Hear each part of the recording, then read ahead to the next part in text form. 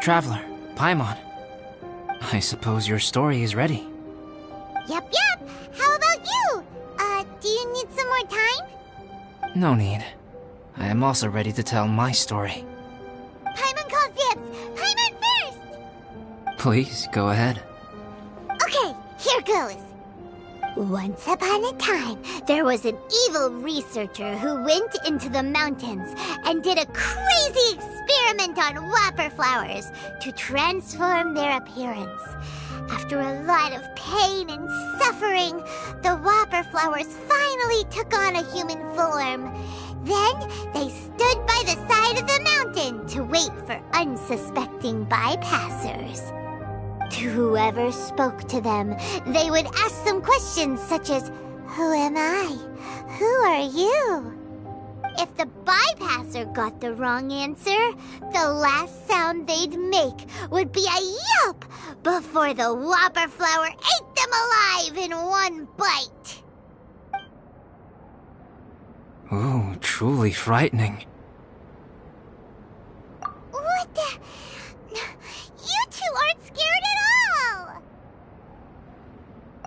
Don't go nitpicking, okay?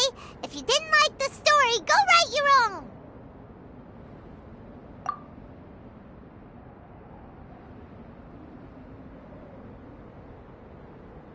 In other words, the whopper flowers would ambush and then completely replace their victims.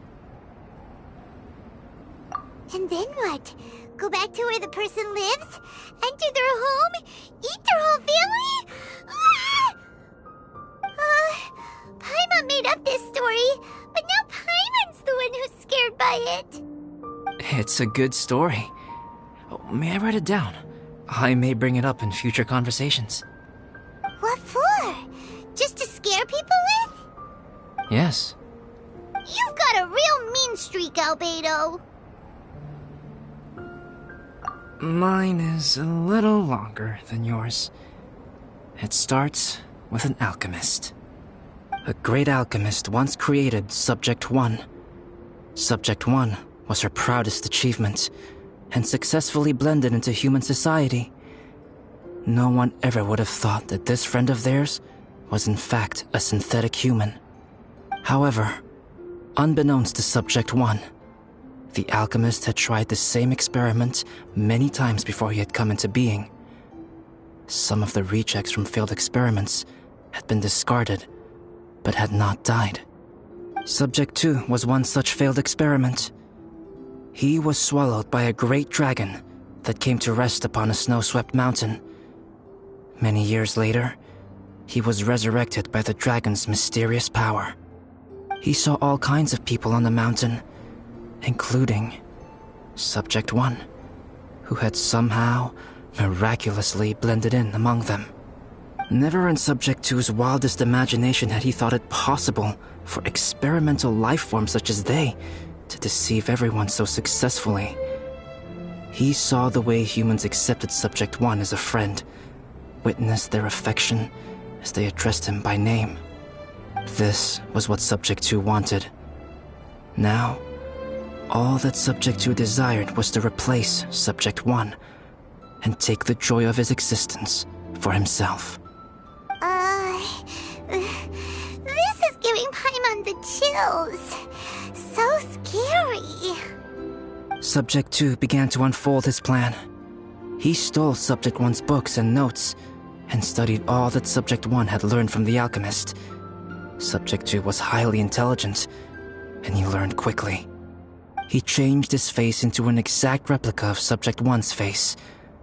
Then, he found a plant with mimicry capabilities. and transformed it using dragon blood and alchemy. And so, not only did Subject 2 transform his own appearance to perfectly match that of Subject 1, he also created a third entity, Subject 3. What? There's 3 of them now? But Subject 2 wanted to become a perfected human.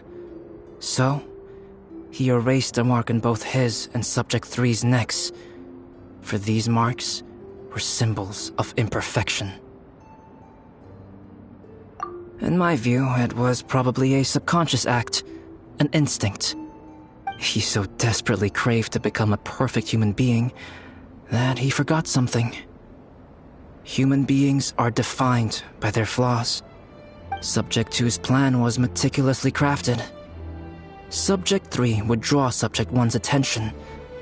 After Subject 1 disposed of Subject 3, he would assume the threat had now disappeared and would let his guard down. The next moment that Subject 1 was alone, Subject 2 would make his move. He would eliminate Subject 1 and become the only one remaining. He would secretly replace the Subject 1 of everyone's memories and inherit his identity, residence, clothing, sword, name, and friends. People would have no idea that the individual they knew had become somebody else from one day to the next. This is way too scary. Paimon's never gonna be able to trust anyone again. But just before Subject 2 could carry out his plan, a unique stranger entered the mix. Subject 2 tried to make contact with this person, but found that they could somehow sense he was different from Subject 1. What's wrong? Are you scared? What happened then? What happened to the stranger? He became a new stage in Subject 2's plan. One more person that Subject 2 had to dispose of. It's as if there were 3 identical roses in a garden. Only one of the 3 was a fine specimen, while the other 2 were defective specimens that bore poisonous thorns. In all the world, only the gardener who tended to them could tell which was the good specimen. People do not like poisonous plants. Only a perfect rose can fetch a high price.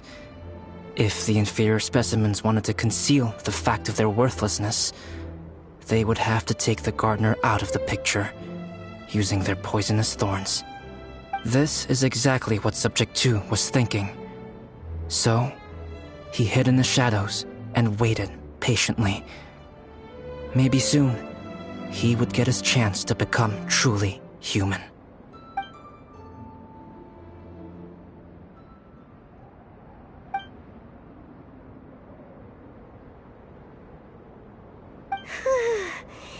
That was intense! So what happened after that? Did Subject 2's plan succeed? Paimon can't bear thinking about it. Fortunately, it is just a story. And even in this story, Subject 2 did not succeed. But you can never let your guard down on Dragonspine. Monsters mutated with Durin's power and blood are also creatures of Rhine-Daughter, just like me. You must beware of all such creatures.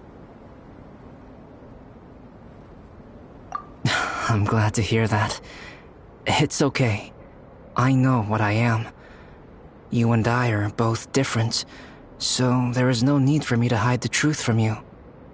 The only thing is that sometimes, when I think about how mighty the power of alchemy is, I feel so small.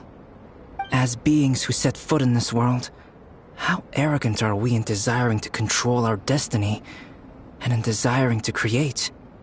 Is creation an arrogant act, traveler? If not, why do we call the ones that created us and control us gods? If it is, then what qualifies us to call ourselves creators? How far must we take our reverence and respect, and what purpose does it serve? Nothing special, but whenever I think about it, I feel a twinge of grief.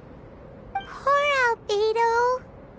Hello? Traveler, are you here? Hey, is that Amber? Thought we might find you here. We're here to deliver a message from Cyrus. There's gonna be a big event down at the base camp, and they want you there too, Traveler. Winter camp is nearing its end. Apparently, even provisional instructors are required to attend. Looks like we need to go, Albedo. Bye for now. Then I won't keep you. I have some things to attend to here, so forgive me for not seeing you down. Don't worry about it. There have been no issues getting up and down the mountain recently. Is everyone ready? Let's not keep them waiting.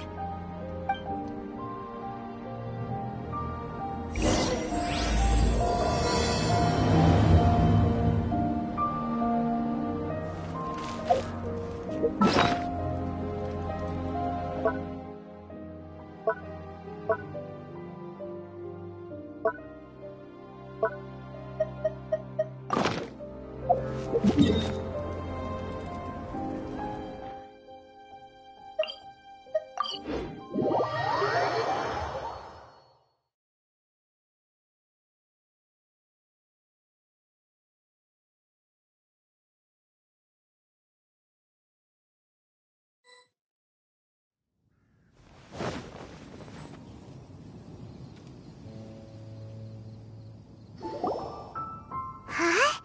Who is this guy?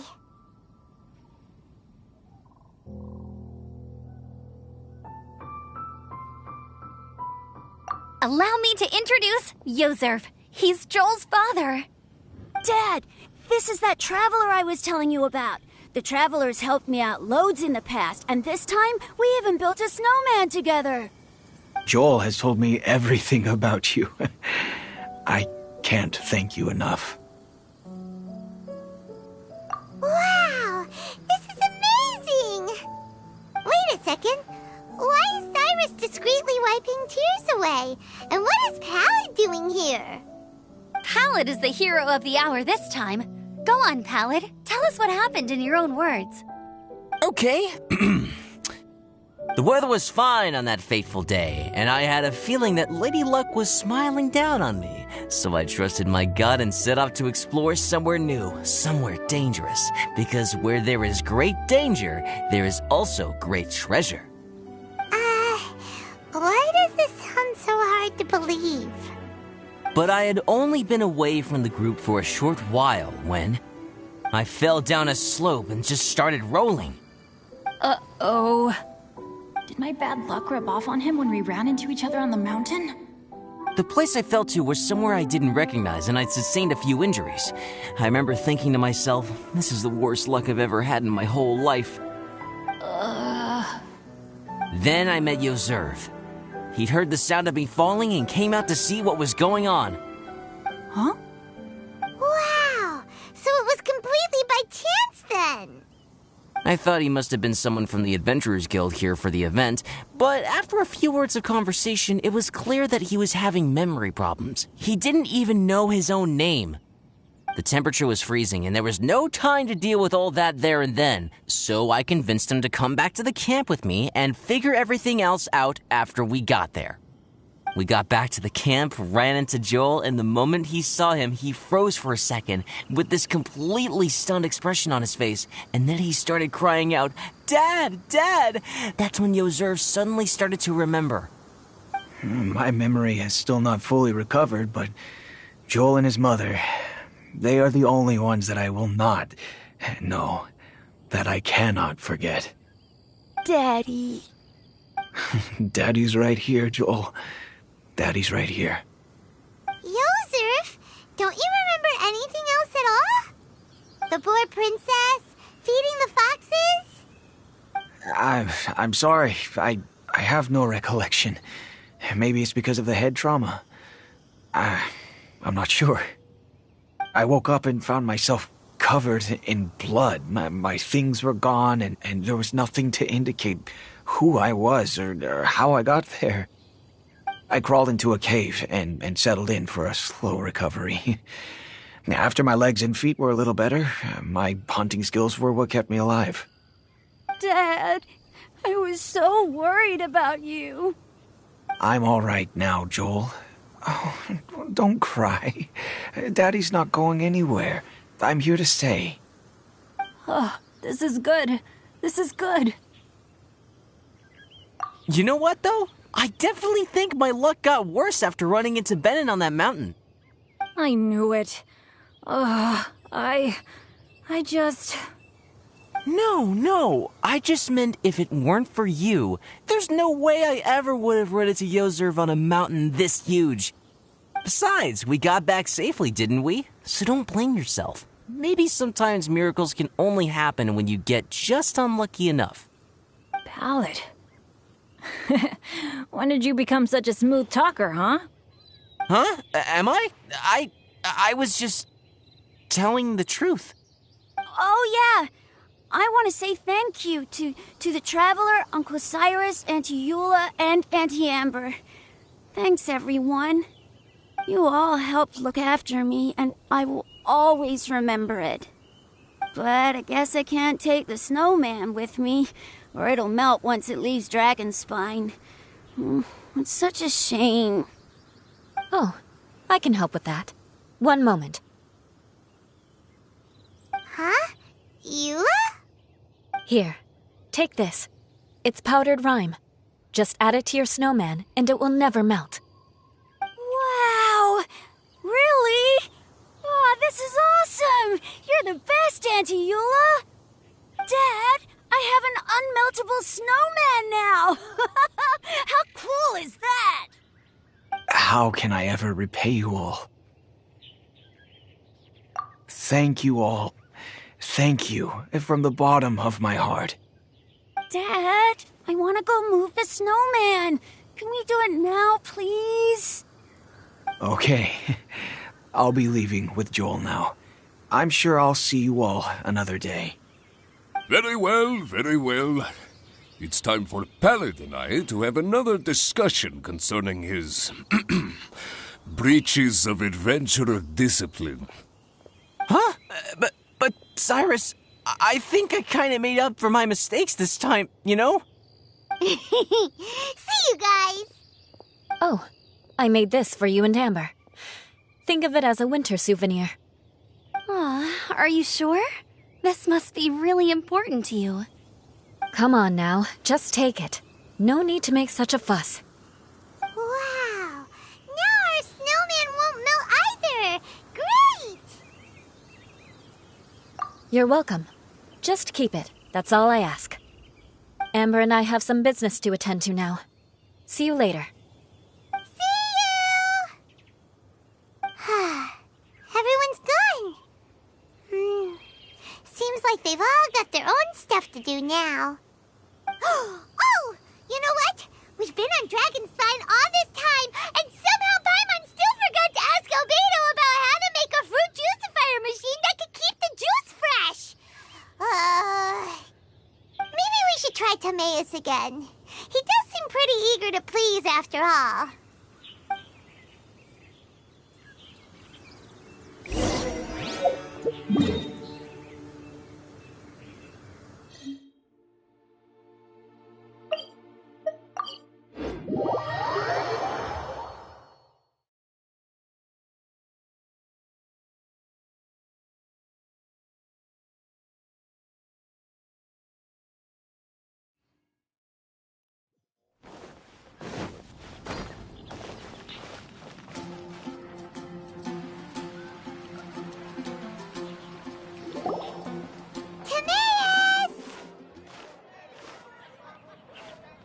Traveler and Paimon, what can I do for you?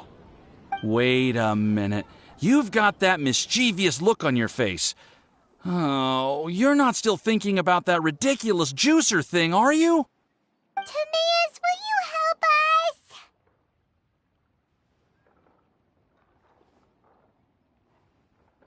us? Well, if the Traveler isn't really interested, then, yeah, maybe I'll give this one a pass. It's just the weirdest request ever. No, but Paimon's Sunsettias are gonna go to waste without it. And the time it would take me to research something like that, I could probably pick those Sunsettias again 10 times over. New research project, Timaeus? We meet again. Oh, Albedo, thank goodness.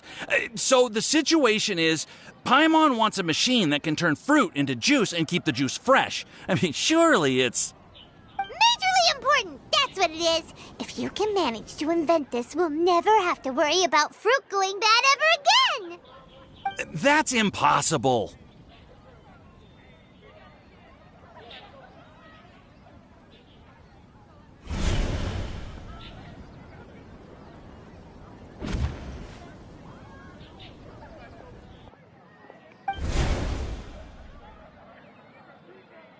Turning fruit into juice is not hard, but keeping it fresh is more difficult.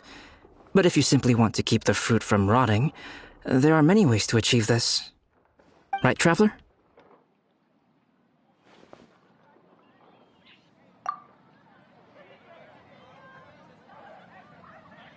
What about his neck? What's wrong? Is there something on my neck? From the look on your face, it's as if you thought I just played a practical joke on you that was in exceedingly poor taste.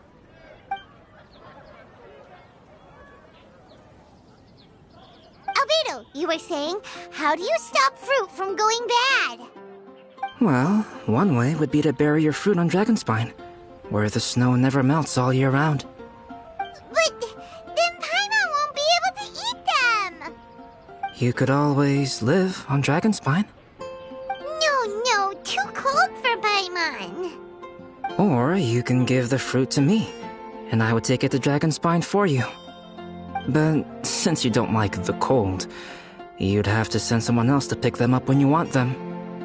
This is where you come in, Traveler. Suddenly sounds a lot more feasible with other people doing all the work.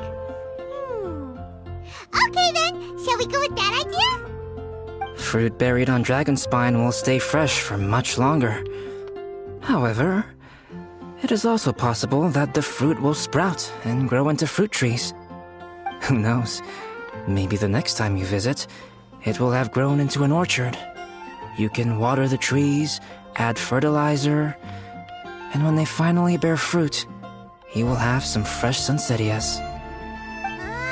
No way! The Paimon will have to be a gardener! That's not the goal here.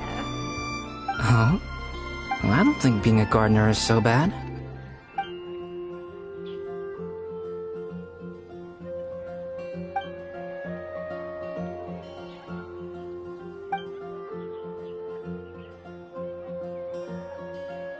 Albedo! Stop trying to get your hands on Paimon's super sweet Sensitias!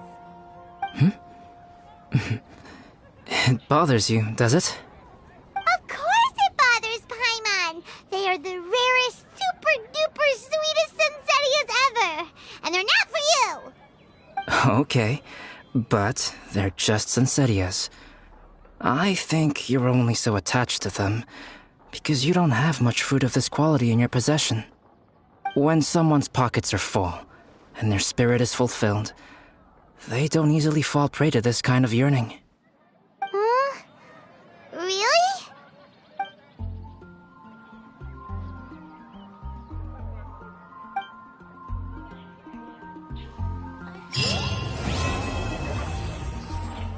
The neighboring nation of Liyue has the most prosperous commercial port in all of Tibet. Dragonspine is too cold for ordinary fruit trees to survive. But if, one day, Dragonspine did become home to gardens and orchards, there would be more reasons for people to visit. Perhaps a little life is the key to attracting people. Life may exist in all kinds of unfathomable forms, and in all manner of unthinkable environments. Mysterious, yet tenacious. Perhaps this is what makes life so special.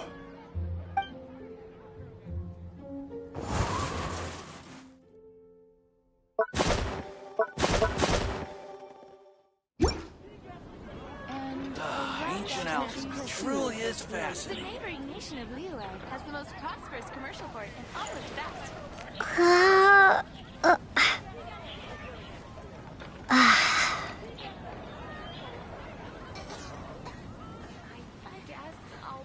expedition with the Adventurers Guild.